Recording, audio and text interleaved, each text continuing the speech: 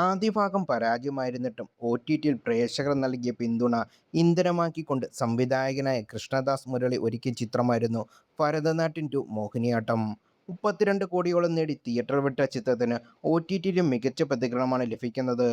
2026-ൽ ഇറങ്ങിയതിൽ ഏറ്റവും മികച്ച ചിത്രമെന്ന് മോഹിനിയാട്ടത്തെ പ്രേക്ഷകർ വിശേഷിപ്പിക്കുന്നത്.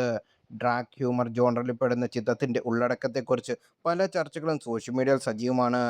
ആദ്യ ഭാഗത്തിലേതുപോലെ തന്നെ കോമഡി ജോണറിലാണ് ചിത്രം ഒരുക്കിയതെങ്കിലും ഡാർക്ക് ഹ്യൂമർ അടക്കം പല തലങ്ങളിൽ ചിത്രത്തിൽ വന്നുപോയിട്ടുണ്ട്.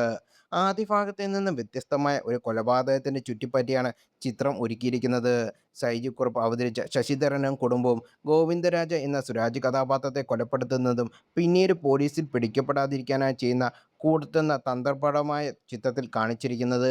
വലിയ ശിക്ഷ അനുഭവിക്കേണ്ടി വരുന്ന കൊലപാതകമാണ് ഇവർ ചെയ്തുവെങ്കിലും നർമ്മത്തിന്റെ അകമ്പടിയോടെ സംവിധായകൻ ഇതെല്ലാം അവതരിപ്പിച്ചിരിക്കുന്നത് കാണാം.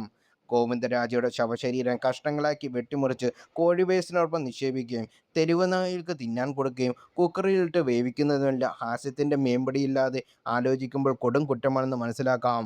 എന്നാൽ അവതരിച്ച രീതി വ്യത്യസ്തമായതുകൊണ്ട് ഇത്തരത്തിൽ ഉള്ള ചിന്തയിലേക്ക് പലരും കടക്കില്ലെന്ന് കാണാൻ സാധിക്കും. തമാശയോടെയാണെങ്കിലും ചിത്രത്തിൽ കാണിക്കുന്ന കുറ്റകൃത്യം തന്നെയാണെന്ന് പലരും ഓർമ്മിക്കപ്പെടുന്നു. മലയാളത്തിൽ പുറത്തിറങ്ങിയ മറ്റ് രണ്ട് ചിത്രങ്ങളുമായിട്ടാണ് സിനിമാ പ്രേക്ഷകർ മോഹിനിയാട്ടത്തെ താരതമ്യപ്പെടുത്തുന്നത്.